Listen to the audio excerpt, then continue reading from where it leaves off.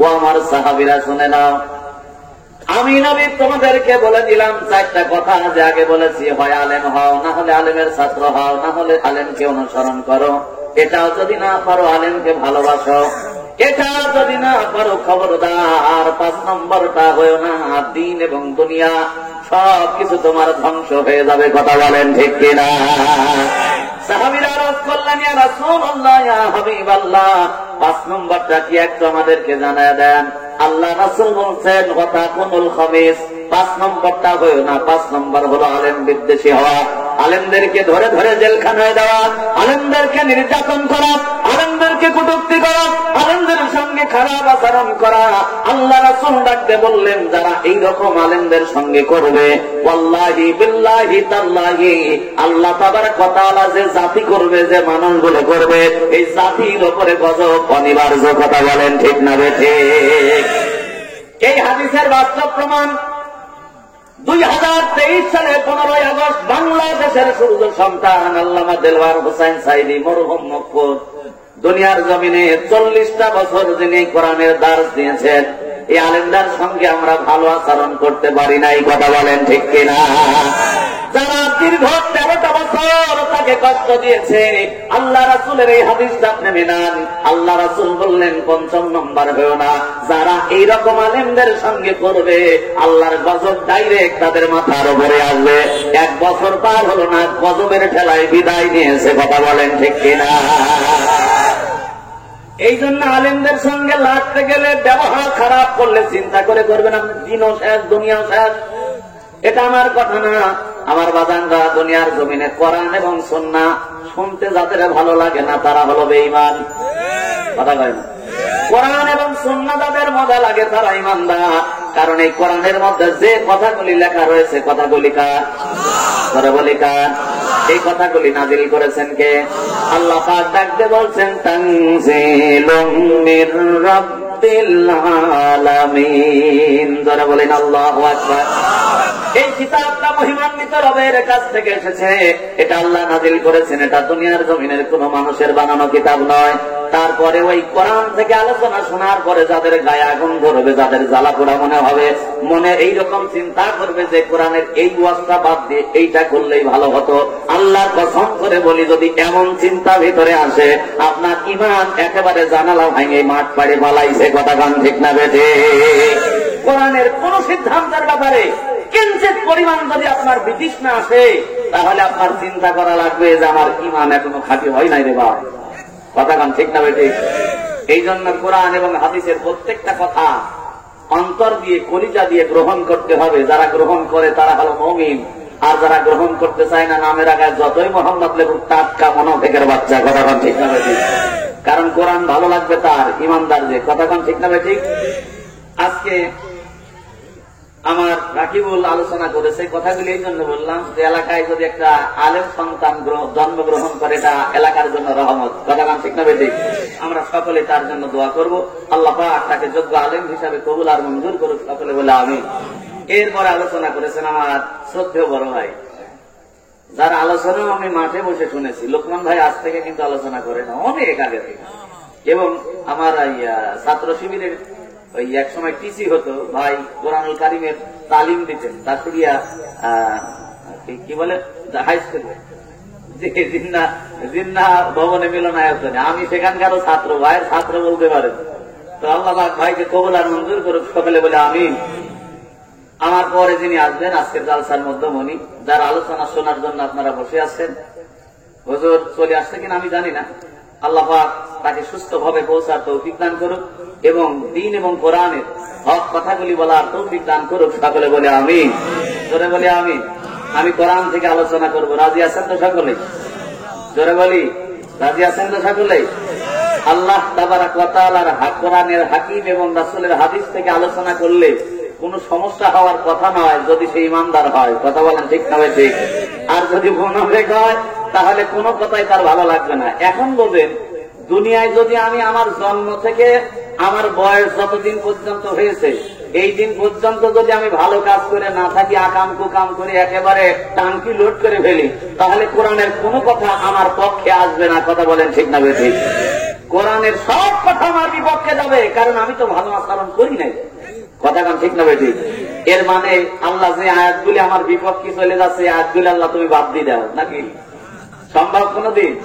কিছু আয়াত মানবেন, কিছু আয়াত ছেড়ে দেবেন, এরকম কোন সুযোগ নাই। আমি যে তেলাওয়াত করেছি, আপনারা কথা বললে আমি আলোচনা করতে পারবো না, অল্প সময় আমি আলোচনা করে কালেকশন করবো, মনোযোগ নষ্ট হবে। আমি সূরা আনকাবুতের 2 থেকে 3 নম্বর আয়াতে কারিমা তেলাওয়াত করেছি। কোন সূরা? সূরা আনকাবুত। 114টা সূরা আছে এই কোরআনে। এই 114টা সূরার সিরিয়াল নাম্বার অনুযায়ী এই সূরাটার সিরিয়াল নাম্বার হলো 29। কত? 29 নম্বর সূরা 2 থেকে 3 নম্বর আয়াতে কারিমা তেলাওয়াত করেছি। এই সূরা আনকাবুত এর অর্থ হলো মাকড়সার জাল। কিসের জাল? মাকড়সার জাল। আজকে সারা পৃথিবীতে মুসলমানদেরকে মাকড়সার জালের মতো ইহুদি, নাসারা, নাস্তিক, মুরতাদ আর মুনাফিকের বাচ্চারা চারিদিক থেকে ঘিরে ফেলেছে। কথা বলেন ঠিক না বেঠিক? এই ঘিরে ফেলার মধ্য দিয়ে তারপরে ইমান ছাড়ে দিয়ে পালাবো না পরীক্ষা দিয়ে আল্লাহর কাছে ইমানের পরীক্ষায় উত্তীর্ণ হব? কোনটা? ইমানের পরীক্ষায় উত্তীর্ণ হব না? এটাই হলো মুমিনের কাজ। কথা বলেন ঠিক না বেঠিক? আজকে সেই পরীক্ষাটাই দেখাবো যে কার ইমান সহি আছে আর কার ইমান নাই। পরীক্ষা কেমনে দিতে হবে এই আলোচনাটাই শোনাবো। রাজি আছেন তো সকলেই? আমরা লা ইলাহা ইল্লাল্লাহ পড়েছি, এই কথা বলে যে সনাত করে জান্নাতে চলে যাবে, এটার কোন সুযোগ নাই। পরীক্ষা না দিয়ে জান্নাতে যাওয়া যাবে না। আসেন আমরা আলোচনা সামনের দিকে আগাই, কারণ আমি যে পজিশনে বসে আছি এই পজিশনে বসে আলোচনা হয়তো বা জায়গা মতো পৌঁছাতে পারবো না, কারণ 1 ঘন্টা পরের থেকে খোঁজানি শুরু হবে। কথা কান ঠিক না বেঠিক? এই জন্য খুব দ্রুত ভূমিকা না মারায় আলোচনায় চলে যাবো। সকলে তেলাওয়াত করেন। আউযু বিল্লাহি মিনাশ শাইতানির রাজীম। বিসমিল্লাহির রাহমানির রাহিম। আহাসিবান নাসু আইয়ুতরাকু আইয়াকুলু আমান্না ওয়া হুম লা ইফতানুন।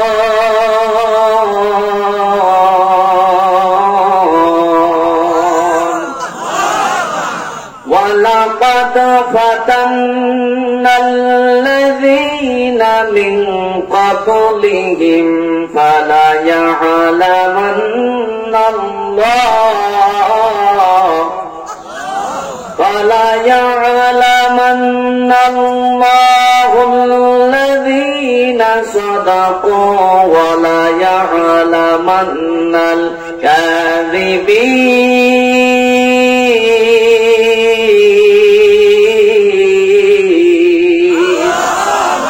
আল্লাহ পাক ডাকতে বলছেন, ওহে তোমরা ঈমান এনেছে, কথা বলেই তোমরা জান্নাতে চলে যাবে, অথচ তোমাদেরকে পরীক্ষা করা হবে না। চিন্তা করলে কি করে? তোমাদের পূর্ববর্তী যারা জান্নাতের সুঘ্রাণ পেয়েছে তাদেরকে আমি আল্লাহ পরীক্ষা করে জান্নাতের সার্টিফিকেট দিয়েছি। আর দুনিয়ার জমিনে কারা আসলে ইমানদারের দাবিদার আর কারা মিথ্যা কথা বলতেছে, ভণ্ডামি করতেছে, আমি আল্লাহ রাব্বুল আলামিন দুনিয়ার জমিনে এটা কিন্তু জানি। কথা বলেন ঠিক কিনা? এটা গেল নিউজ হেডলাইন। আল্লাহ বলছেন যে দুনিয়ার জমিনে তোমরা ঈমান এনেছো, লা ইলাহা ইল্লাল্লাহ পড়েছো, এই কথা বলেই জান্নাতে চলে যাবে। ভাবলে কি করে? অথচ তোমাদের পরীক্ষা করা হবে না। কিন্তু তোমাদের পূর্ববর্তী যারা ছিল তাদেরকে পরীক্ষা করে জান্নাতের সার্টিফিকেট দিয়েছি। আর যারা ভণ্ডামি করে টুপি ঠিক আছে, দানি ঠিক আছে, জুব্বা ঠিক আছে, কিন্তু তাহলে মুসলমান, কাজে মুসলমান নাই, ও আসলেই সত্যই মুসলমান, সত্য ইমানদার না মিথ্যাবাদী, এটা আমি আল্লাহ ভালো করে জানি। কথা বলেন ঠিক না ঠিক? এই আয়াতে কারিমাটা আল্লাহ কখন নাজিল করলেন জানার দরকার আছে না নাই? পবিত্র কোরআনুল কারীমের প্রত্যেকটা আয়াত, প্রত্যেকটা সূরা, এই যে 30 পারা কোরআন আমার হাতে দেখতে পান, এই কোরআনটা আল্লাহ রাব্বুল আলামিন একদিনেই রাসূলের কাছে পুস্তক আকারে পাঠিয়ে দিয়েছে মনে হয়? আওয়াজ দিয়ে বলেন। আল্লাহ পাক দুনিয়ার জমিনে এই কোরআনটা একদিনে দেন নাই, দীর্ঘ 23 বছরের রাসূলের প্রয়োজনের তাগিদে দিয়েছেন। আর যে কারণে যে প্রেক্ষাপটে যে ঘটনার কারণে রাসূলকে দুনিয়ার জমিনে দিয়েছেন, মূল কথা হলো পৃথিবীতে ইসলামটা কেমন করে কায়েম করলে তাড়াতাড়ি মানুষগুলো ইসলাম কবুল করবে, এর ক্যাটালগ দিয়ে, এর নকশা দিয়ে আল্লাহ এই 30 পারা কোরআন দীর্ঘ 23 বছরে রাসূলের উপরে নাজিল করেছেন। সওরে হেরা গুহায়, কথা বলেন ঠিক না বেঠে? আমার বান্দা লক্ষ্য করেন, দুনিয়ার জমিনে তারই ধারাবাহিকতায় মোবাইল কোম্পানিগুলো যখন মোবাইল কেনেন, লক্ষ্য করে দেখবেন মোবাইল শুধু দেয় না, মোবাইলের সঙ্গে চার্জার দেয়, ব্যাটারি দেয়, একটা ইয়ারফোন দেয়, এরপরে থাকে একটা ছোট্ট বই, এটাকে বলে ক্যাটালগ। এটাকে বলে দুনিয়ার জমিনে আপনি কেমনি করে মোবাইলটা চার্জ দিলে, কেমনি করে চালালে এই মোবাইলটা দীর্ঘদিন আপনি চালাতে পারবেন, এর থিওরি দিয়ে, এই ক্যাটালগ দিয়ে, এই বইয়ের মধ্যে দিয়ে দেওয়া হয়েছে যে মোবাইল চালক এই বইটাকে যদি ফলো করে তার মোবাইল অতি তাড়াতাড়ি নষ্ট হবে না। কথা বলেন ঠিক না বেঠে? আল্লাহ সেই ক্যাটালগ দিয়ে দুনিয়ার জমিনে কোরআন নামক ক্যাটালগ দিলেন। নবী গো, আমি আল্লাহ বলে দিলাম এমনি করে হবে না, এমনি করে হবে। আবার নবী সমস্যায় পড়লে সমাধান হিসাবে নাজিল করে দিয়েছেন, কাফেররা প্রশ্ন করলে উত্তর হিসাবে নাজিল করেছেন, অথবা বিপদে বললে বিপদ থেকে মুক্তির জন্য আল্লাহ কোরআন নাজিল করে জানায় দিয়েছেন। যে ঘটনার প্রেক্ষাপটে এই আয়াত এবং সূরাগুলি নাজিল হয় এটাকে বলে শানে নজুল অথবা আয়াত নাজিলের প্রেক্ষাপট। আল্লাহর নবী মুহাম্মদ রাসূলুল্লাহ সাল্লাল্লাহু আলাইহি ওয়াসাল্লাম মক্কার জীবনে যখন ছিলেন, নবী করিম সাল্লাল্লাহু আলাইহি ওয়াসাল্লামের সাহাবীদের উপরে দুনিয়ার জমিনে নির্যাতনের স্টিম রোলার যখন চলছিল, আল্লাহ তাবারক ওয়া তাআলার হাবিব লক্ষ্য করে দেখেন দুনিয়ার জমিনে সাহাবীদের উপরে নির্যাতন হয়, সাহাবীরা মার খায়, সাহাবীরা নির্যাতিত হয়, তাদেরকে সান্ত্বনা দেওয়ার জন্য আল্লাহ রাব্বুল আলামিন এই আয়াতে কারিমাটা নাজিল করেছেন। এখানে দুইটা মত। এক নম্বর, এই সাহাবীদেরকে সান্ত্বনা দিয়েছেন আর তাদেরকে ঈমানের পথে আনার জন্য, উদ্বুদ্ধ করার জন্য আল্লাহ জানায় দিয়েছেন তোমরা টেনশন করো না, তোমাদের পূর্ববর্তীদেরকেও আমি পরীক্ষা করেছি, তাদেরকে নির্যাতন করেই দুনিয়ার জমিনে পুড়ায় পুড়ায় পিকেট বানায় জান্নাতে দিয়েছি। কথা বলেন ঠিক কিনা? পুড়ায় ফাঁকি একেবারে সোনার মানুষ বানায় তারপর জান্নাত দিয়েছি, এত সোজা। এই আয়াতে কারিমাটা নাজিলের লক্ষ্য উদ্দেশ্য হলো আল্লাহ পাক যাদের ঈমানটা একটু দুর্বল ছিল তাদের ঈমান আরো বাড়ানোর জন্য আয়াতটা নাজিল করেছেন। কারণ খালি মাছ তোমরা খাচ্ছ তা না, আগেও খেয়েছি। কথা কান ঠিক না ঠিক?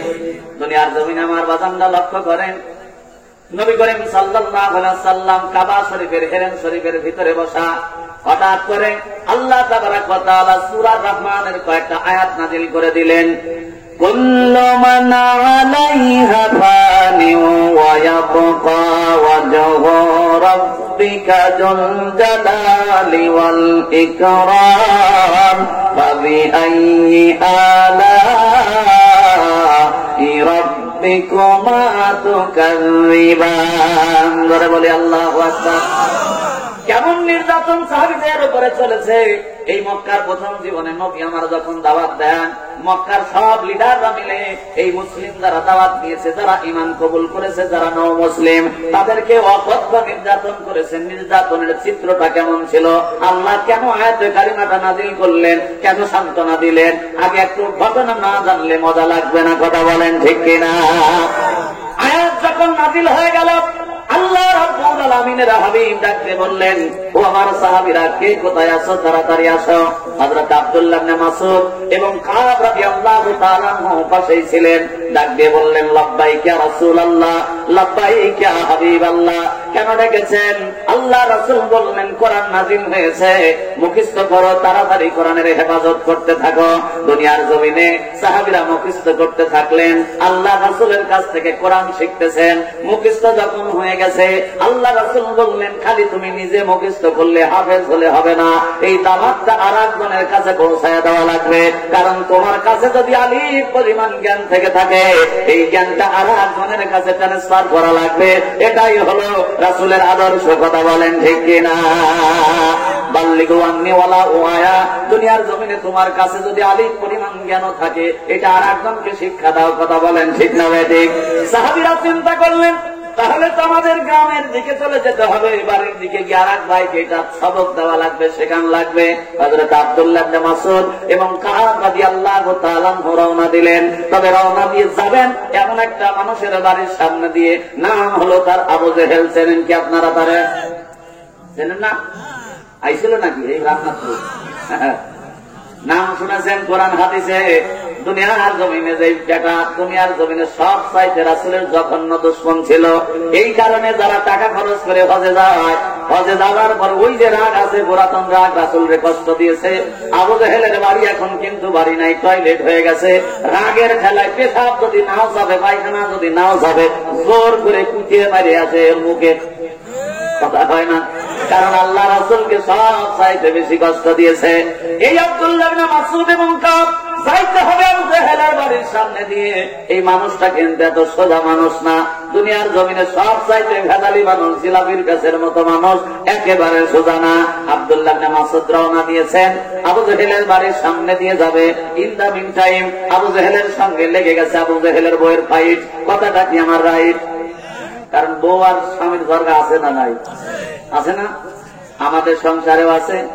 স্ত্রী গরম নিয়ে স্বামীরে বলতেছে যে বাপের বাড়ির ব্যাকগ্রাউন্ড যদি বউয়ের ভালো হয়, ধরেন নেতা, দলীয় ক্ষমতায় আসর ভাইটা এরা, এরকম যদি থাকে, আর আপনার জনের দল হচ্ছে মায়ের খাওয়া দল, টুপিওয়ালা দল, এরকম যদি হয়, তাহলে বউ বলে দেখো বেশি চারাবেড়া করে না, দেখে নেবো কিন্তু। কথা কয় না? সোজা হয়ে চলো। আর বারবার বলতেছে যদি না বানাও আলাদা বাড়ি, ফিরে দাও আমার বাপের ডিসকভারি গাড়ি। ওই খাটা ছাড়া কাম করছে যৌতুক নিয়েছে একটা ডিসকভারি। কথা কাম দেখছি না। বলতেছে যদি না বানাও আলাদা বাড়ি, ফিরে দাও আমার বাপের ডিসকভারি গাড়ি। এই না তোমার 1500 টাকার সেতার নাকের ফুল, তোমারে বিয়া করে করছি আমি মস্ত বড় ভুল। ঝগড়া আছে না নাই? মানে বউ খালি ট্যাংলা চেপে আলাদা হয় না, আলাদা হয় না। কথা ঠিক না? এই ঝগড়া আছে না নাই? ঠিক আবু জেহেলের বউয়ের সঙ্গে আবু জেহেলের লেগে গেছে ভাই। আবু জেহেলের বইয়ের নাম হলো নাকেরা। ও ক্ষমতাশালী এক বাদশার বোন, নাম তার হলো আব্রাহা। আব্রাহা বাদশার বোন ছিল নাকেরা। এই নাকেরাকে বিয়ে করেছে আবু জেহেল। এখন নাকেরার পাওয়ার কম না বেশি? আবু জেহেল সারাদিন টোটা করে বেরিয়ে এই কমের মধ্যে ঢোকে পরিমণির সঙ্গে ডেটিং মারে, মাহিয়া মায়ের সঙ্গে কুস্তি করে। এইটা করে করে বাড়ি যখন যায়, কারণ চরিত্র তো খারাপ, অন্য মহিলা নিয়ে থাকে, নিজের বউর কাছে যখন যায় তখন যতই বা ঢোকলে আসপাশার তলে ঢোকে। কথা কম ঠিক কিনা? কারণ ওর তো চরিত্র খারাপ। কথা কয় না? ঘরে যখন ঢুকে গেছে, নাকেরে ডাকতে বলতেছে সারাদিন জয় জয় করে বেড়াও, আর বাড়ির কোনো খবর নাই, নেতামি করো, তোমার সাইজ করে ফেলবো যদি আর একবার ফেরা দেখা করো, এইরকম করে টাইম মতো বাড়ি না আসো। আবু জেহেল ডাকতে বলতেছে দেখ আমি মক্কার এত বড় লিডার, লোকে আমার সম্মান করে, বিচার সালিশ করে বেড়ায়, এইভাবে আমার ইজ্জত পাঞ্চার করিস নে।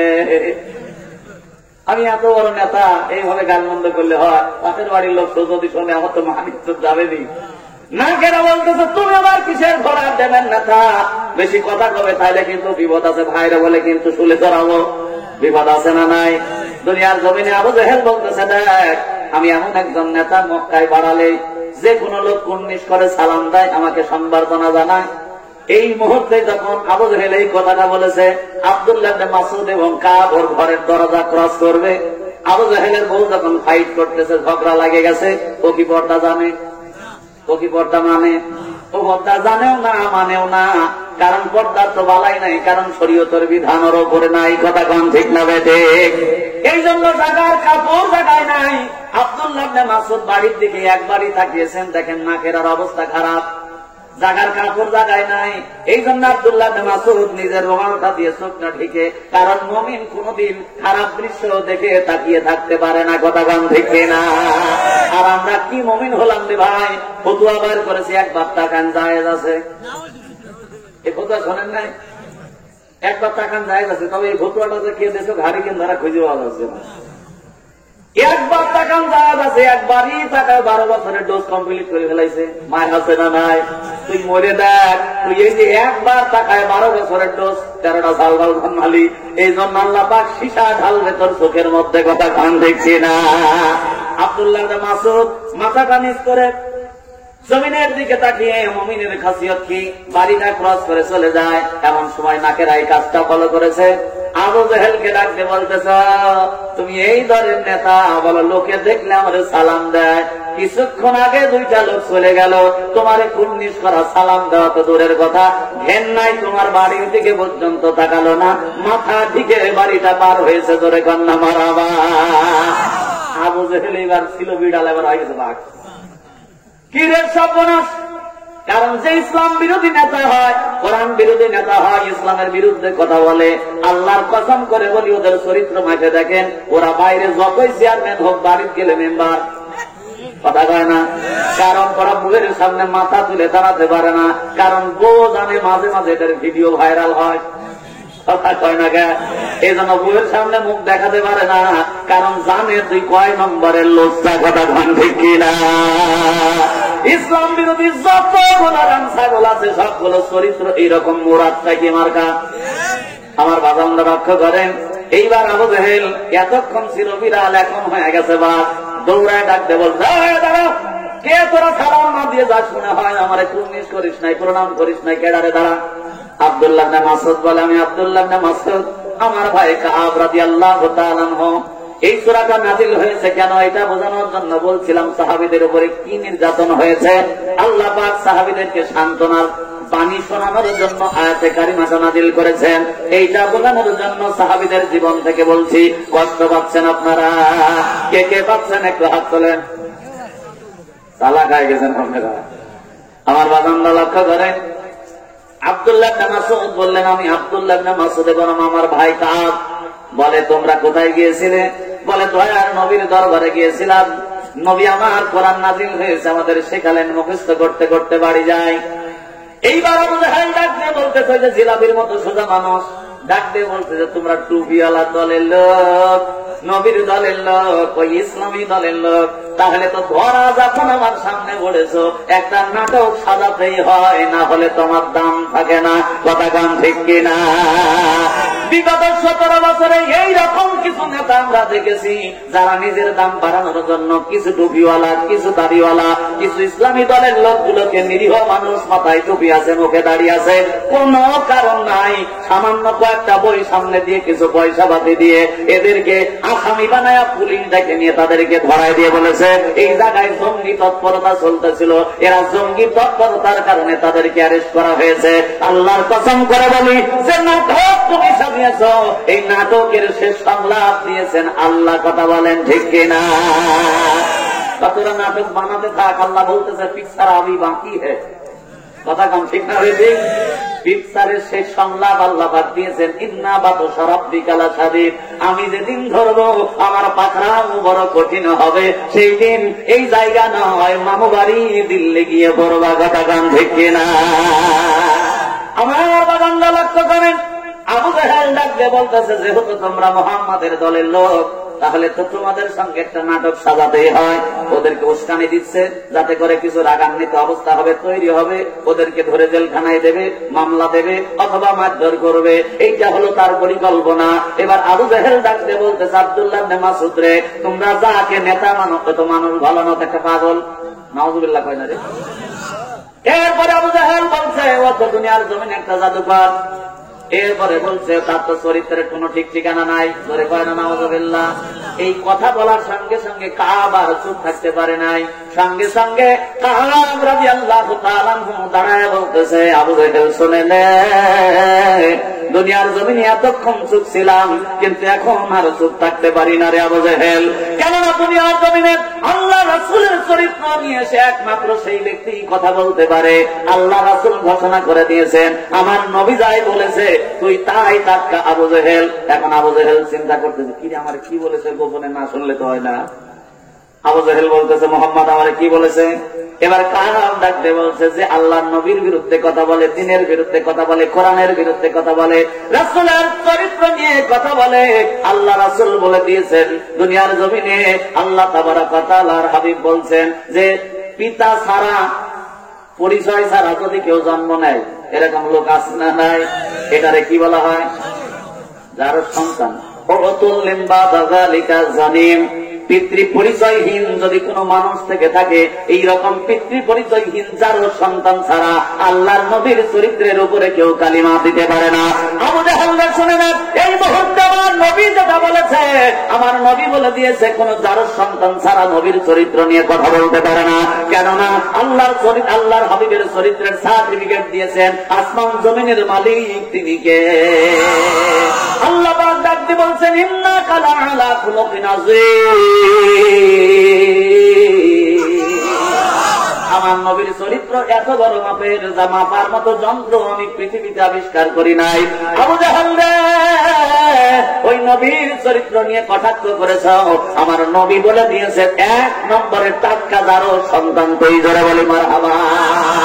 আজকে বাংলাদেশে কত মানুষ দুনিয়ার জমিনে টুপি ঠিক আছে, দাড়ি ঠিক আছে, জুব্বা ঠিক আছে, পাঞ্জামা নামাজও পড়ে, এরপরেও মুনাফিক আর নাস্তিকদের পক্ষ নিয়ে আলেমদের বিরুদ্ধে দুনিয়ার জমিনে নাম মামলা দায়ের করে আর বলে আকাম না শুনলে কি জেলে গেছে।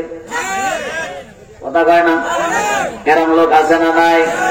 আল্লাহর কসম করে বলি, এদের জন্ম বৃত্তান্ত খুঁজে দেখেন। হযরত ইমাম আযম আবু হানিফা রাহিমাহুল্লাহ তার সহপাঠীদেরকে দার্স দিচ্ছেন, হাদিসের দার্স দিচ্ছেন। পাশে কিছু ছেলে পেলে বল খেলতেছে, হঠাৎ করে বলটা ছুটে, বল মারলে কি দিশা থাকে কোন দিক যাবে, হঠাৎ করে ছুটে এসেই প্রোগ্রামের মধ্যে পড়ছে। কিছু কিছু ছেলে পেলে যারা ভদ্র, বাপ ঠিক আছে মাও ঠিক আছে, বোঝেন তো এটি শরীয়ত সম্মত পয়দা, শরীয়ত সম্মত পয়দা সৃষ্টি, যেগুলি এইরকম আছে, বলতেছে না রে বল আনতে যাওয়া যাবে না, বেয়াদবি হবে।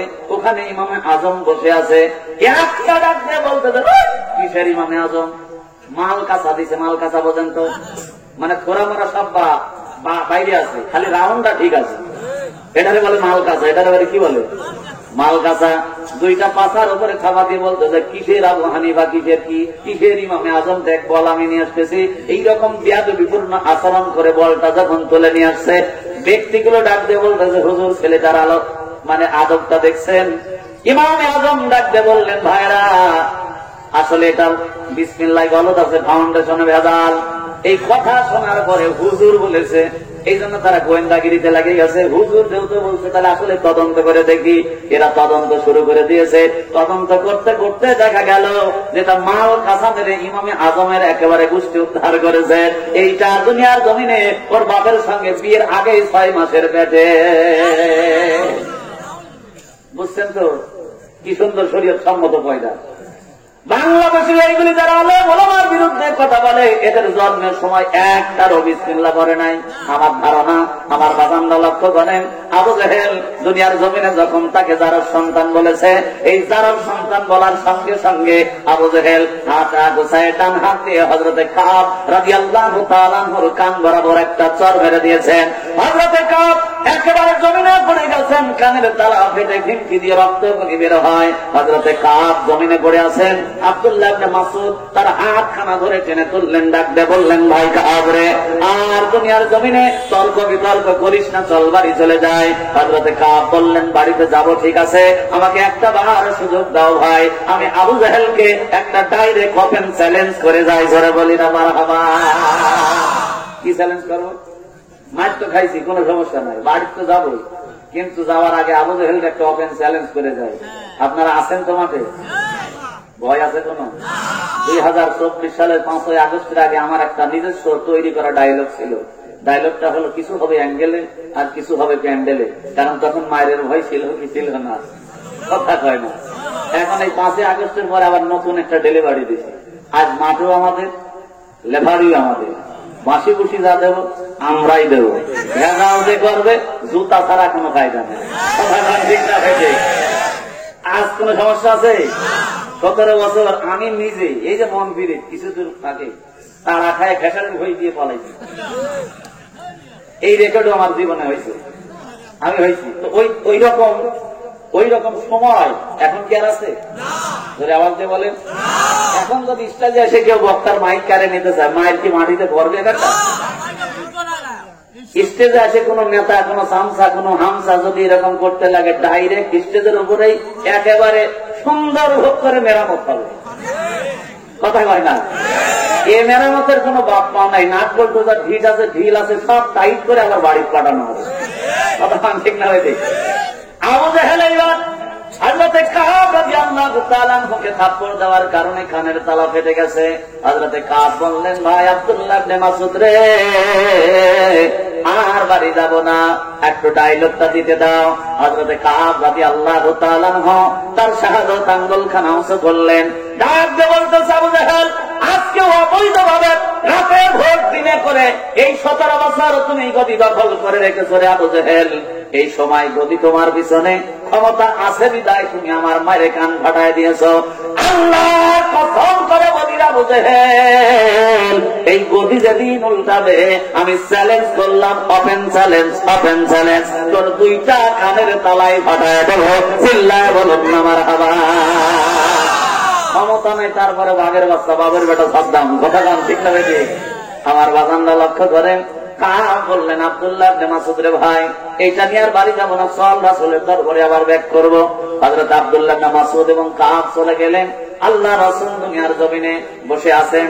হযরত আব্দুল্লাহ ইবনে মাসউদ ডাক দিয়ে বললেন, ইয়া রাসূলুল্লাহ, ইয়া হাবিবাল্লাহ, আর কতদিন মার খাওয়া লাগবে? ওমরের তরবারি আর কতদিন কোষের মধ্যে থাকবে? ইয়া রাসূলুল্লাহ, এই যে কাবের কান ফাটায় দিয়েছে, কাব রক্তাক্ত হয়েছে, আর কত নির্যাতন আমরা সহ্য করব? আল্লাহ তাবারাক ওয়া তাআলার হাবিব ডাক দিয়ে বললেন, ও আমার সাহাবীরা রে, পূর্ব জামানা নবীদের উম্মতেরা এই দিনের দাওয়াত প্রচার করতে গিয়ে তাদের গলা পর্যন্ত গাড়া হয়েছে। কি পর্যন্ত? গলা পর্যন্ত গাড়া হয়েছে। এরপরে কাফের মুশরিকরা করাত দিয়ে তাদের বডি তাকে দ্বিখণ্ডিত করে দিয়েছে, বডি থেকে মাথাটা আলাদা করে দিয়েছে। এর চাইতে বেশি কষ্ট কি তোমরা পেয়েছ? সাহাবীরা ডাকতে বললেন, না ইয়া রাসূলুল্লাহ। আল্লাহ পাক ডাকতে বললেন, নবী গো, জান্নাত তার না দেব না। পূর্ব জামানায় যে নবীর সাহাবীরা গলা পর্যন্ত গেড়ে মাথাটা উড়াইয়া দিয়েছে কাফেররা, তারপরও ঈমানের উপরে টিকে থেকেছে। আপনার সাহাবী ইমান দুর্বল হয়ে গেল কিনা?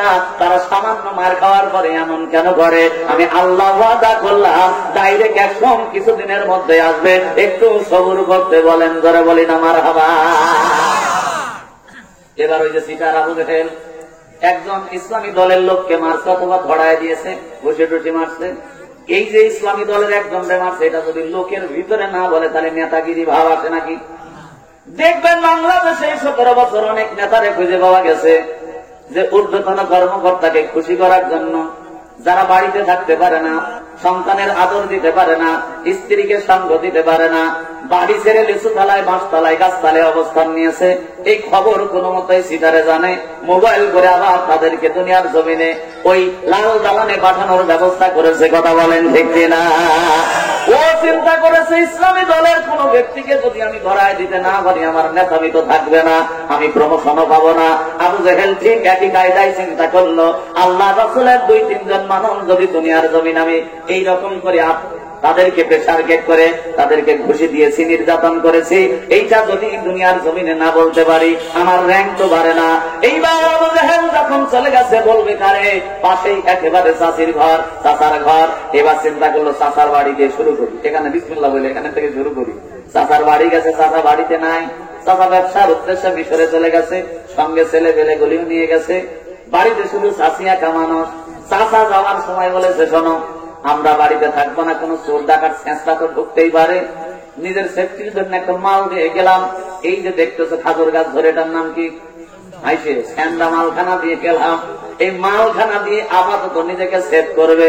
আবু জেহেল এই চাচার বাড়ির কাছে গিয়ে এইভাবে সুন্দর করে মানে কলিং বেল টিপতেছে, ও চাচা, ও চাচা, বাড়ি আসো। চাচি মহিলা মানুষ ঘরের মধ্যে ঘুমাচ্ছে, শুধুমাত্র দরজাটার খিল লাগায় নাই, সিটকিনি আটকায় নাই, এটা শুধুমাত্র লাগাই দিয়েছে আওসানো, যেটা আমরা বলি। এইরকম করে মহিলা মানুষ ভিতরে ঘুমায় আছে। আবু জেহেল দেখলো অনেকক্ষণ ডাকাডাকির পরে কোনো আওয়াজ আসে না, নিজের দরজাটায় হাত দিতে দরজা সিসিম থাক, কারণ লক করা নাই। আবু জেহেল তাকায় দেখে চাচি ঘুমায় আছে। মহিলা মানুষ ঘুমন্ত, মানুষের কাপড় চোপড় ঠিক থাকার কথা না। এইটা দেখে আবু জেহেলের লম্পট প্রবৃত্তির মন ভিতর থেকে জাগ্রত হয়ে গেছে। আবু জেহেল নিজেই ঘরে ঢুকেছে, নিজেই ঘরের দরজাটা বন্ধ করে দিয়েছে। আল্লাহর কসম করে বলি, যারা নবীর বিরুদ্ধচারণ করেছে, ইসলামের বিরুদ্ধচারণ করেছে, এই নেতাগুলির চরিত্র আপনি লক্ষ্য করে দেখেন, এইরকম আবু জেহেলের মতো লুচ্চা মার্কা। কথা বলেন ঠিক কিনা? ঘরের মধ্যে ঢুকে পড়েছে, ঢুকেই চাচির গায়ের উপরে হাত, কোনো কথা নাই। চাচি এবার ঘুম থেকে উঠার পরে ওই যে স্বামী মাল কি জানি দিয়ে গেছে, স্যান্ডা, এই স্যান্ডা মালখানা এক টানলি বার করছে। বল হারামজাদা, গায়ে কেন হাত দিলি? হারামজাদার অর্থ বোঝেন? মানে শরীয়ত সম্মত পন্থায় নয়, হারামি করে যেটার জন্ম, এটার নাম হলো হারামজাদা। কথা কান ঠিক কিনা? এক টান দিয়ে হাসিয়ে যখন বের করে আনছে, দুনিয়ার জমিনে বলতেছে বল হারামজাদা গায়ে কেন হাত দিলি? এখন আবু জেহেল দেখতেছে কি রে অস্ত্র নিয়ে ঘুমিয়ে আছে রে আবার কি? এখন আবু জেহেল বলতেছে চাচি আমি দেখতেছিলাম আপনি ঘুমাইছেন নাকি? চাচি বলতেছে বদমাইশের বাচ্চা আমি ঘুম আসছে কিনা এটা আমার গায়ে হাত দিয়ে শুধু দেখার অধিকার একমাত্র আমার স্বামীর। আমার স্বামী ছাড়া আমার শরীরের মধ্যে কেউ দুনিয়ার জমিনে হাত লাগাতে পারবে না। আর অধিকার যদি কারো থেকে থাকে সেটা হলো আমার স্বামীর। কথা বলেন ঠিক কিনা? বল কেন গায়ে হাত দিলি? দুনিয়ার জমিনে বদমাইশি করার জায়গা পাও না। ওই যে আল্লাহ বলেছে কাহাবকে বলে ধৈর্য ধারণ করতে, অ্যাকশন কিছুদিনের মধ্যে ডাইরেক্ট আসবে, কারণ ধৈর্য ধারণকারীদের সঙ্গে কে আছে? ইয়া আইয়ুহাল্লাযীনা আমানুস্তাঈনু বিস-সাবরি ওয়াস-সালাহ। আছে না নাই? আল্লাহ পাক ডাক দিয়ে বলতেছেন যারা সবর ইখতিয়ার করে তাদের সঙ্গে আমি আছি। নবী গো টেনশন করবেন না, অ্যাকশন ডাইরেক্ট আমি পাঠায়া দেব। এবার চাচি যখন কোপ তুলেছে মারতে দেরি নাই, কোপ দিয়ে দিয়েছে। কোন মতো আবু জেহেলের বেঁচে গেল জান, কিন্তু কেটে পড়ে গেল ডান সাইডের কান। চিল্লায় বলুন না মারহাবা। অ্যাকশন হয়েছে কি হয় নাই? এই জায়গায় শুধু শেষ নয়, বাধা করে লক্ষ্য করেন এখন কান টিকটিকির লেজের মতো লাফাচ্ছে। কান তুলতে গেলে খুব আর একটা আছে না নাই? পালানোর দরজা নিজেই বন্ধ করছে, খালি ঘুরতেছে চোখের মতো ঘরের মধ্যে। ও বাজাচ্ছে বাসি খালি সমান লাগে না, খালি ঘরে কোন মতো বাম হাত দিয়ে দরজাটা খুলে দিছে একটা ছিঁড়ে দৌড়। ওই বাড়ির নিজের ঘরের পাশে দাঁড়ায় দেখে দরজা বন্ধ। এখন এই ট্রিটমেন্ট যদি অন্য হাসপাতালে বিভিন্ন জায়গায় নিতে যায় তাহলে মানুষ বলবে যারা লজ্জায় দুনিয়ার জমিনে লজ্জাম করতে গিয়ে কান কাটা পড়েছে। কথা বলেন ঠিক কিনা? এই জন্য নিজের বাড়িতে ট্রিটমেন্ট করবে বলে নিজের ঘরের দরজায় দাঁড়ায় গেছে। এখন লক্ষ্য করে দেখে দরজা বন্ধ। এখন জানতো বাঁচান লাগবে, নাকে রাখে ডাকতে বলতে যে সোনার ময়না পাখি দরজাটা একটু খোলো তো দেখি। বলতেছে বুড়ি বয়সা ভীমরতি ধরছে, সকালবেলা ঝগড়া করে গেছে, এখন আর বাবু দরজা খোলা হবে? এখন আবু জেহেল চিন্তা করতেছে দরজা যদি না খোলে আর ব্লাড যেভাবে যাচ্ছে এভাবে যদি যাতে থাকে রক্ত শূন্য হয়ে এমনি মারা যাবে। কথা কয় না? এবার আবু জেহেল বলতেছে সাক্ষী চন্দ্র সাক্ষী দ্বারা তুই আমার বোনের বাড়া ওই পরিমণি মাহিয়া মাহি যত যা গেছি এটা দুনিয়ার জমিনে আসল না, আসলই হলো তুই। তাড়াতাড়ি দরজা খোল। বলে লাভ হবে না, সারাদিন বাউন্ডারি মারি ঘোরো আর বাড়ি আসে ভাত খাও, আর কোনো কাজ হবে না, দরজা খোলা হবে না। এখন বেগতিক অবস্থা থেকে আবু জেহেল বলতেছে শোন 5 মিনিটের মধ্যে যদি দরজা না খোলো গো আমার লাশ কিন্তু ঘরে ঢুকবে। এবার ইমোশনে হিট মাসে কিসে? এখন চিন্তা করতে কি রে স্বামী মরে গেলে তো সমস্যা। কথা কান ঠিক না বেঠিক? যাই বলুক স্বামীর প্রতি একটু রাখলে মহব্বত থাকে কি থাকে না, যত শয়তানি হোক। আমার বাবানরা লক্ষ্য করেন দরজা খুলেছে, আবু জেহেল শার্ট করে মাঝের মধ্যে পড়ে গেছে। এইবার কানের মধ্যে থেকে হাত বেহুশের মতো চলে আসে, দেখে কানের কাছ দিয়ে রক্ত বের হয়। স্ত্রী মাকে ডাক দিয়ে বলতেছে স্বামী গো কান কই? আবু জেহেল বলতেছে লাতের কসম, দুর্গার কসম, সরস্বতীর কসম আমি চাচির ঘরে ঢুকি নাই। কেউ জিজ্ঞাসা করছে মানে খাদের তলে কেটারে পায় মা আল্লাহর কিনে আমি দুধ খাই নাই, তেমন ওই পাঠাতো। কথা কোন ঠিক কিনা? আমার বাবানরা লক্ষ্য করেন আল্লাহ পাক এইরকম সাহাবীদের উপরে অকস্ত নির্যাতন করেছে। আবু জেহেল উতবা সাইবা হযরত বেলালের মতো সাহাবী, হযরত খাব্বাব এবং খুবাব আম্মার রাদিয়াল্লাহু তাআলা আনহুর মতো সাহাবী যাদেরকে জীবন্ত জ্বালানোর জন্য চেষ্টা করেছে। হযরত বেলালের উপরে বুকের পাথর দিয়েছে, উত্তপ্ত গরম পাথর দিয়েছে বালিকার উপরে। আমার বাজানরা লক্ষ্য করেন আর নও মুসলিম যারা সাহাবী এই নির্যাতন দেখার পরে দুনিয়ার জমিনে দোটানাই করে গেছে। আল্লাহ পাক আয়াতে কারিমা নাযিল করে দিয়ে যারা ইসলাম সাহাবী তাদের আশ্বাস দিয়েছেন পরীক্ষা করেই কিন্তু জান্নাত পাওয়া যাবে, এর বের হবে না। আর যারা একটু নরম পর্যায়ের তাদেরকে বলতেছে নরম হওয়া যাবে না, তোমরা আসলে অরিজিনাল ইমানদার না দুনিয়ার জমিনে খালি ছদ্মবেশ ধারণ করেছ, এটা আমি আল্লাহ কিন্তু জানি। কথা কোন ঠিক কিনা? এবার আসেন আমার ভাইরা, সূরা আনকাবুত 2 থেকে 3 আয়াতে কারিমা আমরা তেলাওয়াত করেছি। আল্লাহ পাক ডাক দিয়ে বলছেন তোমরা কি মনে করেছো তোমরা লা ইলাহা ইল্লাল্লাহ মুহাম্মাদুর রাসূলুল্লাহ বলেছো, এই কথা বলে জান্নাতে চলে যাবে, অথচ তোমাদের পরীক্ষা করা হবে না। কিন্তু আমি পূর্ববর্তী যারা জান্নাতের সুঘ্রাণ যাদেরকে দিয়েছি তাদেরকে পরীক্ষা করে দিয়েছি। আর তোমরা টুপি মাথায় দেওয়ার যাই করো, ইমানের দাবিদার যাই করো না কেন, সত্যি ইমানদার না মুখে মিথ্যা কথা বলছো, এটা কিন্তু আমি আল্লাহ ভালো জানি। কথা বলেন ঠিক কিনা? এ ব্যাপারে আল্লাহ পাক অন্যত্র ডাক দিয়ে বলছেন, আম হাসিবতুম আন তাদখুলুল জান্নাতা ওয়ালাম্মা ইয়াতিকুম মাসালুল লাযীনা খালাউ মিন ক্বাবলিকুম। আল্লাহ পাক ডাক দিয়ে বলছেন, ও দুনিয়ার মানুষেরা, তোমরা কি বলেছো যে আমরা লা ইলাহা ইল্লাল্লাহ বললাম, এই কথার উপরে ভিত্তি করেই তোমরা জান্নাতে চলে যাবে, অথচ তোমাদের কোন প্রকার পরীক্ষা করা হবে না। দুনিয়ার জমিনে পরীক্ষা ছাড়া কেউ জান্নাত পাবে? জান্নাত মামু বাড়ি মনে হয় টিকিট কাটে খালি শ্যামলী বাসে উঠবার সাইন করে জানাই যাবে নাকি? না, তা হবে না। জান্নাতে যেতে হলে পরীক্ষা দেওয়াই লাগবে। এই 17 বছর যে পরীক্ষা কিছু মানুষ দিয়েছে, বাড়িতে থাকতে পারে নাই, ঘরে থাকতে পারে নাই, জেলখানার মধ্যে আবদ্ধ ছিল, এই মানুষগুলো তথাপি বাতিলের সামনে মাথা নত করে নাই, ফাঁসির কাছে ঝুলে জীবন দিয়ে শহীদ হয়ে গেছে, বাতিলের সঙ্গে আঘাত করে নাই। কথা বলেন ঠিক কিনা? আমার বাদানরা লক্ষ্য করেন, আল্লাহ পাক অন্যত্র ডাক দিয়ে বলছেন, আম হাসিবতুম আন তাদখুলুল জান্নাতি ওয়ালাম্মা ইয়া'লামিল্লাহুল্লাযী জাহাদু মিনকুম ওয়া ইয়া'লামাস সাবিরিন।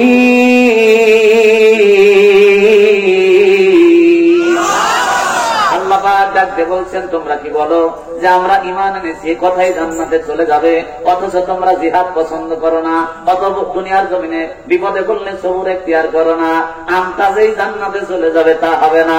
জান্নাতে যেতে হলে এই দুইটা বিষয় এই আয়াতে কারিমার মধ্যে আল্লাহ বলছেন, তোমাদের জিহাদ এবং সবুর এখতিয়ার করা লাগবে। কারণ দুনিয়ার জমিনে আপনি দিন প্রচার করতে গেলে বাতিলি শক্তি আপনার উপরে আক্রমণ করবে, আপনাকে নির্যাতন করবে, ওই সময় সবুর এখতিয়ার করে ঈমানের উপরে টিকে থাকা লাগবে। আর এই বাতিলের বিরুদ্ধে দিন প্রচার করার জন্য, কায়েম করার জন্য জিহাদ করা লাগবে। এই আয়াতে কারিমায় দুইটা শব্দ আল্লাহ দিয়েছেন, এই দুইটা শব্দের ব্যাখ্যা কিন্তু বিস্তারিত। কথা বলেন ঠিক কিনা? আপনি কালেমা পড়ার পরে এই পথটা যে একেবারে জাজিম করা আরাম, খালি এরকম চিৎকার করে খালি লাভ পারবেন, এরকম আরামের পথ না। আল্লাহ রাসূল বলছেন, লা ইলাহা ইল্লাল্লাহ মুহাম্মাদুর রাসূলুল্লাহ, এই কথা বলার পরে তোমার ইসলামের পথ শুরু হলো। এই পথটা থাকবে কাঁটাযুক্ত, এই পথটা থাকবে ভাঙা, এই পথে থাকবে মার, এই পথে থাকবে জুলুম, এই পথে থাকবে নির্যাতন, এই পথে থাকবে জেল, এই পথে থাকবে ফাঁসি। এইটা সব অবলম্বনে সহ্য করে সবর ইখতিয়ার করে যে শেষ সীমা পর্যন্ত পৌঁছাতে পারবে, আমি আল্লাহ তার জন্য ঘোষণা করে দিলাম, কানাত লাহুম জান্নাতুল ফিরদাউস নুজুলা। এত সোজা? লা ইলাহা ইল্লাল্লাহ বললেন আর সনাত করে জান্নাতে চলে গেলেন, তা হবে না। আল্লাহ পাক কি বলছেন দেখেন, খালি লা ইলাহা ইল্লাল্লাহ মুসলমানের পরিচয় নয়। কে বলছেন? আল্লাহ ডাকতে বলছেন, ইয়া আইয়ুহাল্লাযীনা আমানুত্তাকুল্লাহা তুকাতিহি ওয়া লা তামুতুন্না ইল্লা ওয়া আনতুম মুসলিমুন।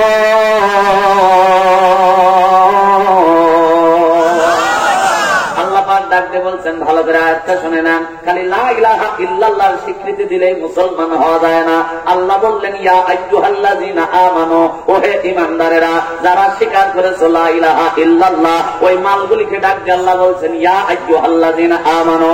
এরপরে আল্লাহ বলছেন, ওয়াত্তাকুল্লাহ, আমারে ভয় করো, হাক্কা তুকাতিহি, ভয় করার মতো ভয় করো, ওয়ালা তামুতুন্না, ততক্ষণ মরবে না, এটা আমার অর্ডার, ইল্লা ওয়া আনতুম মুসলিমুন, যতক্ষণ মুসলমান না হও ততক্ষণ কবরে আসো না বাবা। আর মুসলমান না হয়ে যদি কবরে আসো, তোমার কবরে যাবে এমন একটা ফেরেশতা, এই ফেরেশতার কন্ডিশনটা হবে কেমন? ওর চোখে দেখে না, কোন জায়গায় মারবে দুনিয়ার জমিনে দিশে পাবে না। কথা কয় না?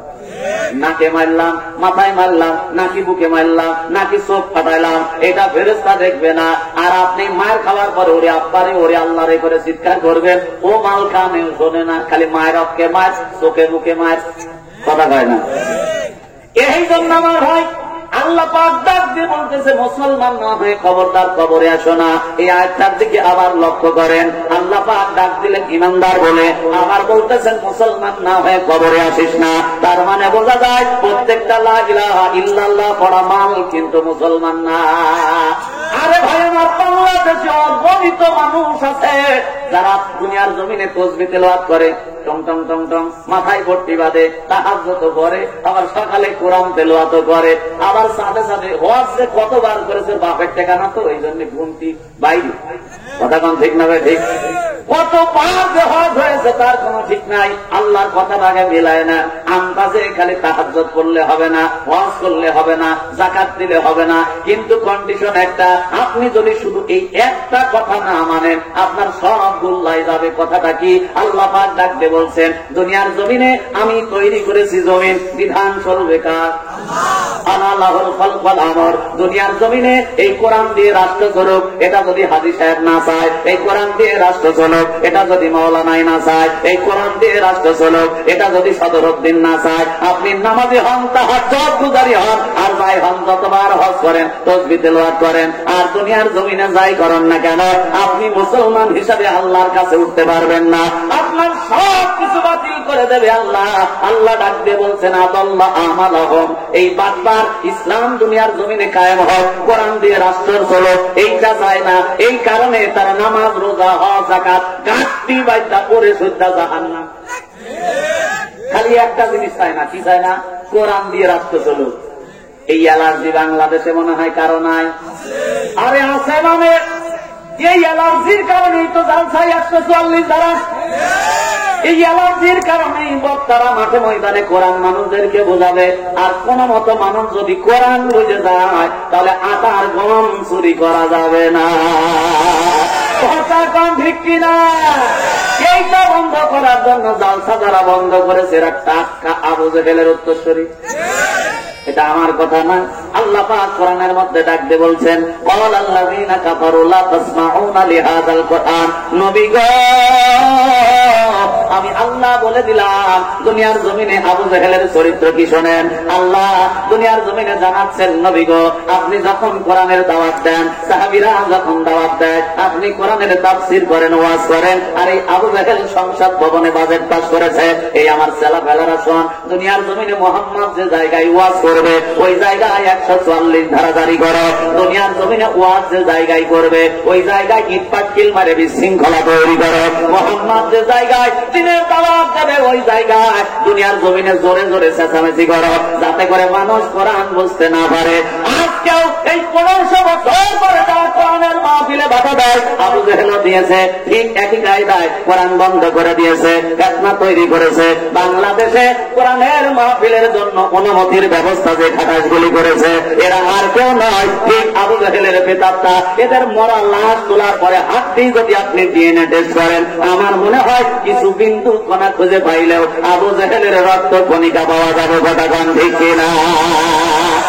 কারণ খাবে খাপ মন্তাজের বাপ আবু জেহেল যে কাম করেছে, আপনি ওই একই কাম যদি করেন, আমি বললে আমি আলী মুর্তজার দোষ।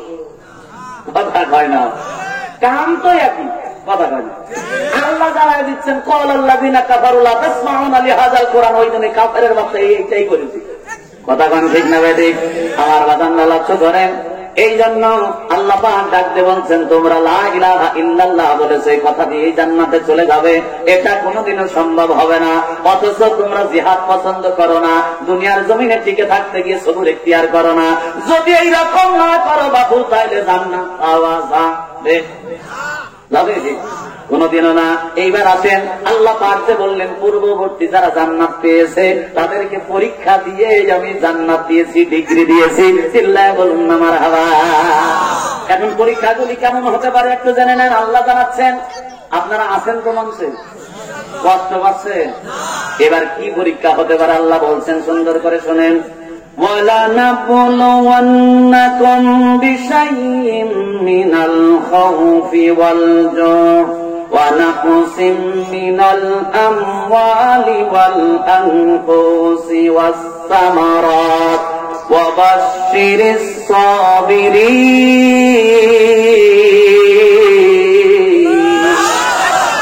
দেখেন আল্লাহ কি কৌশল করতেছেন। পরীক্ষাটা তো যে আমি করবো কিছু বিষয় আছে, কি কি বিষয়ে পরীক্ষা করতে পারি।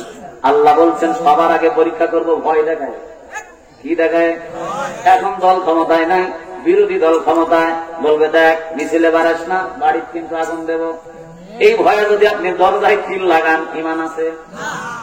আপনি দুনিয়ার জমিনে আপনি ইসলামী দল করেন, কিন্তু দুনিয়ার জমিনে বলেছে দেখ তোরে জন্য মিছিল মিটিং এ দেখিনি বাবু, দল যা করো করো, মিছিল মিটিং এ দেখলেই কিন্তু লিস্ট করে দেব, আমার কিচ্ছু করার থাকবে। ভয় আছে না?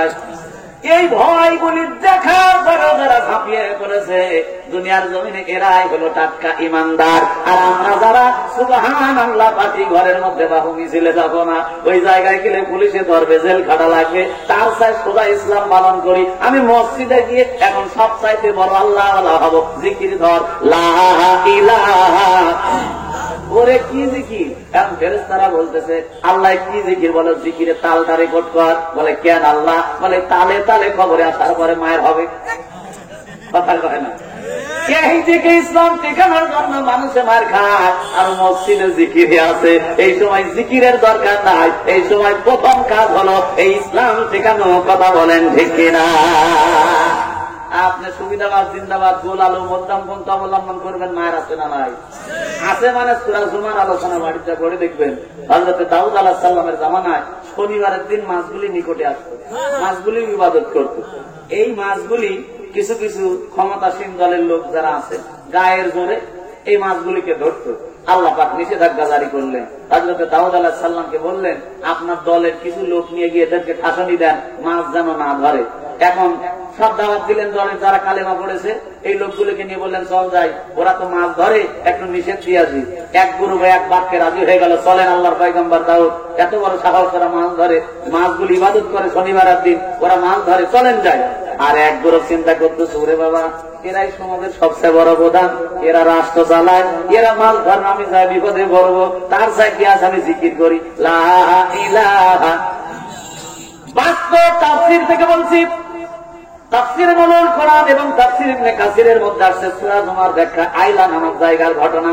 ভালো করে মনোযোগটা লাগান। এবার দাউদ আলাইহিস সালাম তাদেরকে বলে চলে গেলেন, যারা স্পেশাল ইমানদার দাউদ আলাইহিস সালামের সঙ্গে গিয়ে তাদেরকে বাধা দিলেন। আর ওই যে সুবহানাল্লাহ পাটি ইমানদার কিন্তু ভয়ে যায় নাই। কথা বলি ভয়ে যায় নাই। এইগুলি বাড়িতে বসে আছে, ওরা তো ক্ষমতায় আছে, বাবু যাওয়া যাবে না। আর এক গ্রুপ হলো মাছ ধরেছে, গ্রুপ হলো কয়টা? এক গ্রুপ বাধা দিছে, এক গ্রুপ মাছ ধরেছে, আর এক গ্রুপ গোল আলু। সুবহানাল্লাহ বাটি বাংলায় পান কি বাটি? সুবহানাল্লাহ বাটি। এই তিনটা গ্রুপ যখন হয়ে গেছে, তারা যখন শনিবারে মাছ ধরা বন্ধ করলো না, আল্লাহ ডাকতে বললেন পয়গম্বর আর সহ্য করা যায় না। যারা আপনার পক্ষে ওদের সামনে বাধা দিয়েছে এরা পূর্ণাঙ্গ আপনার সাহাবী, এদেরকে নিয়ে কেটে পড়েন। হযরত দাউদ বললেন আল্লাহ কেন? বলে জায়গা তো আগে ছাড়েন। বলে কেন? বলে মায়ের হবে। সুবহানাল্লাহ কয় না? বলে মায়ের আপকে মায়ের চোখে মুখে মারে, মায়ের আপকে মায়ের চোখে মুখে মায়ের। আল্লাহ রাজ্যে বলতেছেন সরে যান, মায়ের হবে। দাউদ আলাইহিস সালাম তার সাহাবীদেরকে নিয়ে সরে গেলেন। তাফসীরের মধ্যে আসছে আল্লাহ পাক যারা মাছ ধরেছে আর যারা সুবহানাল্লাহ পাটি, এই গ্রুপেও যায় নাই, ও গ্রুপেও যায় নাই, এই দুইটা গ্রুপকে বানরে রূপান্তরিত করে দিয়েছে। যারা বলি নাউযুবিল্লাহ। বিপদ আছে না নাই? এই বানর কিন্তু আবার ডারউইনের ওই বানর না। ডারউইন যে রামের পাঠা, এটা বলছে যে মানুষ বানরের যা, এই বানর কিন্তু সেই বানর না। এই বানর পৃথিবীতে 3 দিন টিকেছিল। কয়দিন? যারা দুনিয়ার জমিনে মাছ ধরেছে আর যারা সুবহানাল্লাহ পাটি বাধা দেয় নাই, এই দুইটা গ্রুপই দুনিয়ার জমিনে বানরে রূপান্তরিত হয়ে গেছে। তাফসীরের মধ্যে আসছে মেয়েগুলি ছোট ছোট বানর আর পুরুষগুলি বড় বড় বানরে রূপান্তরিত হয়ে যাওয়ার পর আল্লাহ পাক তাদের 3 দিনের অবকাশ দিলেন। তারা আসমানের দিকে তাকাতো আর জোরে জোরে ডাকতো, আজকে যদি পয়গম্বর দাউদের কথা শুনতাম তাহলে আমাদের এই গজব হতো না।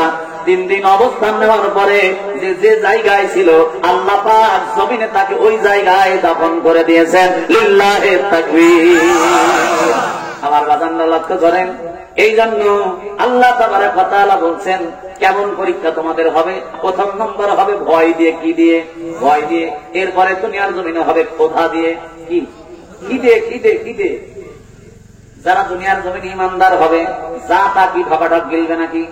ইমানদার কখনো হারাম দুনিয়ার জমিনে খাবে না। ইমানদার যা খাবে হালাল হারাম বেছে। কথা বলেন ঠিক কিনা? যারা হারাম কামাই করে ওর টাকায় 3 হালি ইলিশ মাছ কিনতে পারে, যে হালাল এই দুনিয়ায় চলে 3 হালি ইলিশ মাছ আছে না, বছরে একদিন কেনারই সামর্থ্য নাই, খাইতে পারে না, কারণ হালাল চলতে গেলে এই দুনিয়ায় বড় কঠিন। কথা বলেন ঠিক কিনা? এই জন্য আল্লাহ বলছেন দ্বিতীয় নম্বর পরীক্ষা হবে তোমার ক্ষোধা দিয়ে। তৃতীয় নম্বর পরীক্ষা তোমার হবে মালের ক্ষতি দ্বারা। চতুর্থ নম্বর পরীক্ষা হবে তোমার সম্পদের ক্ষতি দ্বারা, জানের ক্ষতি দ্বারা।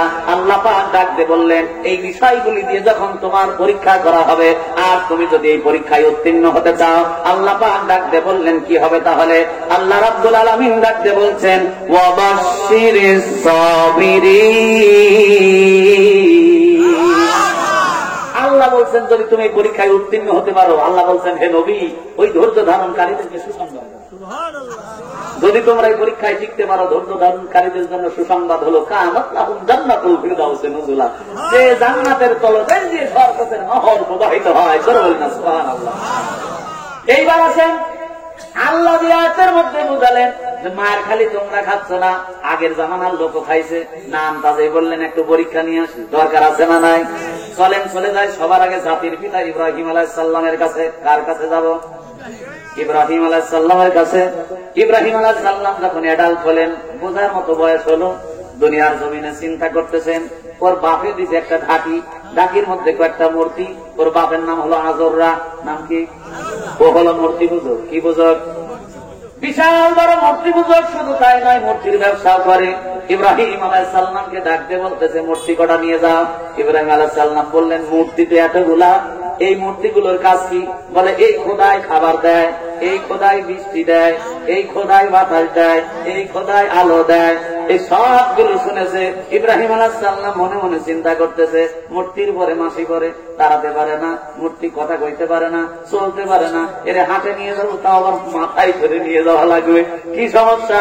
কিছুদিন যাওয়ার পরে চিন্তা হয়েছে এটা আসলে কোন রব হতে পারে? কেমনি হয়? মূর্তি কোন কথা বলতে পারে?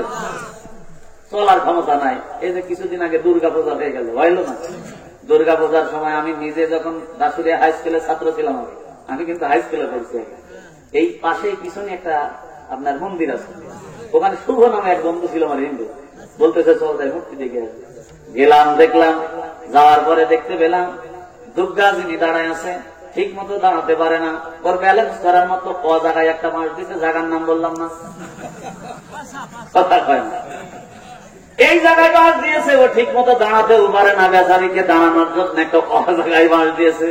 চিন্তা করলাম আহারে কিসের পূজা এরা করে যে নিজেই কন্ট্রোল হতে পারে না। কথা বলেন ঠিক কিনা? ইব্রাহিম আলাইহিস সালাম রাগ হয়ে গেছে, একটার উপরে আর একটা আছাড় মেরে দিতে, বাড়ি চলে আসছে। বলে ইব্রাহিম খবর কি? বলে আব্বা মূর্তি তো বেচা যাবে না। বলে কে সব ভেঙে গেছে? কিরে ভাঙলো কি করে? বলে খোদায় মারামারি লাগছে। ক্ষমতার পাওয়ার আছে না? এ বলতেছো খোদাও, বলতেছো খোদাই, লাগে ঢাকির মধ্যে একেবারে জোরা জোরে আমি ঠেকাতে পারি নাই।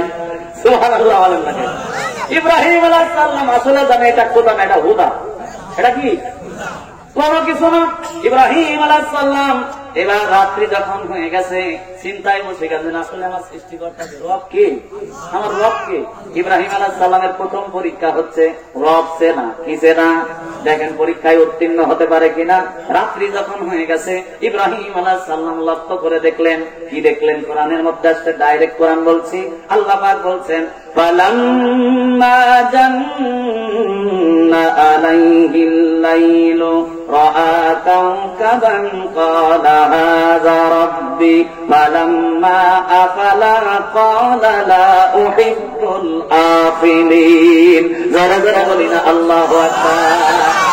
রাত্রি যখন ঘন হলো, সন্ধ্যার পরে তারকাগুলি যখন আকাশে উঠে গেছে, ইব্রাহিম আলাইহিস সালাম বললেন বিশাল বিশাল আলো জ্বলতেছে, এইটাই মনে হয় আমার রব হবে, এটা মনে হয় আমার রব হবে।